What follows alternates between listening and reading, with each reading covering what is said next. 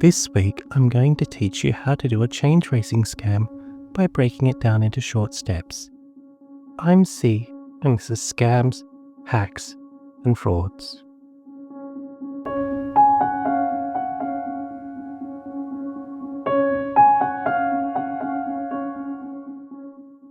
Before we go on, I'm showing you this scam to help you learn how to avoid it.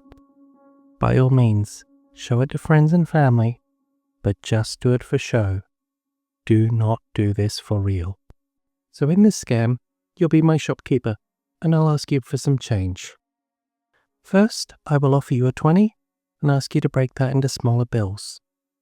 You give me a 10, a 5, and 5 ones.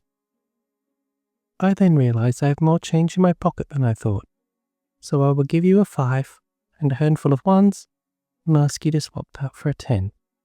You happily do. I tell you it would probably be a good idea now to count the ones to make sure they're right.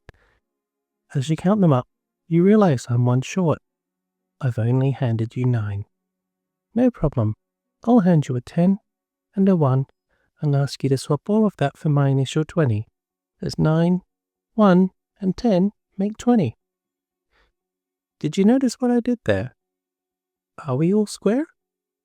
In actual fact, you're 10 down and I'm 10 up. How? Don't worry if you missed it. I'm good with numbers and I've had to go through this slowly to understand it. I'll go through it again with you now, step by step. The swapping of a 20 is there to help build confidence and start building a little mental fatigue as we begin a series of maths problems. If I don't already have the notes I need for the scam, this also helps me get those too. There's no special trick to this bit. I give you a real 20 and you give me the correct change. The scam proper starts when I hand you the 5 and 1s, offering a total of 9 for 10. First, you give me the 10 before you've counted the 1s. There could be a small scam here if you didn't count, but all this work isn't worth just 1. Remember, I told you I was 10 up, not 1. When you realize it is only 9, I offer you 1 and a 10 to make the total on the table 20. Hopefully, without you realizing it, I've started a new maths problem before we've properly finished with the last one. Yes, 9, 1, and 10 added up to make 20. But where did that 10 come from? It's the 10 you gave me. Of the 20 on the table, 10 of it is from your register. Our money has become intermingled. If you give me a 20 for that, I'm 10 up because there are now 2 transactions. It's very easy to get confused between them. It's okay if you're still a bit confused. Even I had to act this out before fully grasping it. But remember, you don't need to understand every step to protect yourself from this scam in the future. The simplest protection is not to make change. However, if you're in a shop, making change is part of the job. Although a no change without purchase policy can help, the scam will also work with a purchase thrown into the mix too. When I tried this on a friend who used to train workers in retail, she stopped the scam by slowing the process down, not allowing our money at any time to become intermingled, and counted it in front of me. When she spotted the 9, she had not yet grabbed the 10.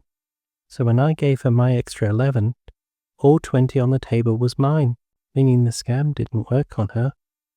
At this point, a scammer in the wild might try to use false urgency. They might say they're running late for an appointment, or their bus is due, and they need to speed things up. As tempting as it might be to be helpful and speed things up, don't. Your other option is not to use cash at all. Change raising doesn't work if you have no change to raise, and your bank account counts itself. Cards also typically offer further protection against theft and fraud, which cash simply can't do. I've been C, and this has been Scams, Hacks, and Frauds. If you've enjoyed this episode, please share it with everyone you know. You'll find more ways to listen and transcripts at scamshacksandfrauds.com.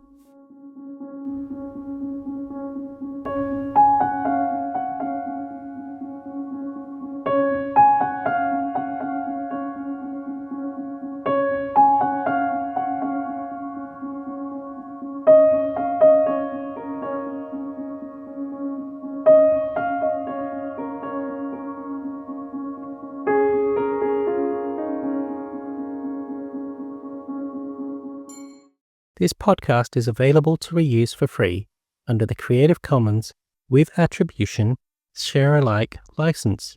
The music is not included in this license. For more information on the Creative Commons license, please visit creativecommons.org.